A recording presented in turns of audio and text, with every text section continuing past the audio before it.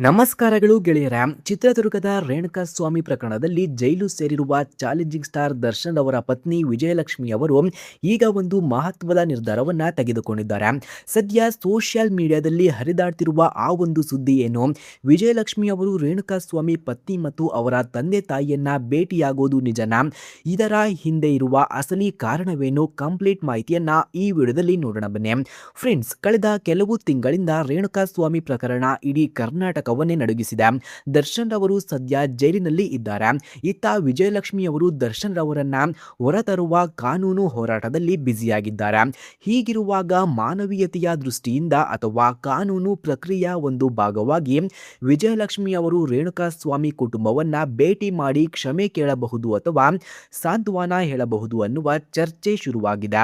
ಮೂಲಗಳ ಪ್ರಕಾರ ರೇಣುಕಾಸ್ವಾಮಿ ಅವರ ಪತ್ನಿ ಈಗ ತಾಯಿಯಾಗುತ್ತಿರುವ ಸಂದರ್ಭದಲ್ಲಿ ಒಬ್ಬ ಮಹಿಳೆಯಾಗಿ ವಿಜಯಲಕ್ಷ್ಮಿ ಅವರಿಗೆ ಅವರ ನೋವು ಅರ್ಥವಾಗಬಹುದು. ಈ ನೋವನ್ನ ಸ್ವಲ್ಪ ಮಟ್ಟಿಗಾದರೂ ಕಡಿಮೆ ಮಾಡಲು ಅಥವಾ ಕುಟುಂಬಗಳ ನಡುವಿನ ವೈಷಮ್ಯ ತಣ್ಣಗಾಗಿಸಲು ಈ ಭೇಟಿ ನಡೆಯಬಹುದು ಎನ್ನಲಾಗ್ತಿದೆ.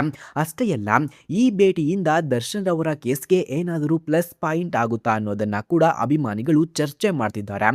ಒಂದು ವೇಳೆ ಈ ಭೇಟಿ ನಡೆದರೆ ರೇಣುಕಾಸ್ವಾಮಿ ಅವರ ಕುಟುಂಬದವರು ವಿಜಯಲಕ್ಷ್ಮಿ ಅವರನ್ನ ಬರಮಾಡಿಕೊಳ್ಳುತ್ತಾರಾ ಅಥವಾ ಈ ಭೇಟಿಯಿಂದ ಕೇಸ್ ಯಾವ ತಿರುವು ತೆಗೆದುಕೊಳ್ಳುತ್ತೆ ಅನ್ನೋದು ಈಗಿರುವ ದೊಡ್ಡ ಸಸ್ಪೆನ್ಸ್ ಆಗಿದೆ. ವಿಜಯಲಕ್ಷ್ಮಿ ಅವರು ರೇಣುಕಾಸ್ವಾಮಿ ಕುಟುಂಬವನ್ನ ಭೇಟಿಯಾಗೋದು ಸರಿಯಾದ ನಿರ್ಧಾರನ? ನಿಮ್ಮ ಅನಿಸಿಕೆಯನ್ನ ಕಮೆಂಟ್ ಮಾಡಿ ತಿಳಿಸಿ. ಈ ವಿಡಿಯೋ ಲೈಕ್ ಮಾಡಿ ಮತ್ತು ಕ್ಷಣ ಕ್ಷಣದ ಅಪ್ಡೇಟ್ಸ್ಗಳಿಗಾಗಿ ಸಬ್ಸ್ಕ್ರೈಬ್ ಆಗೋದನ್ನ ಮರಿಬೇಡಿ. ಧನ್ಯವಾದಗಳು.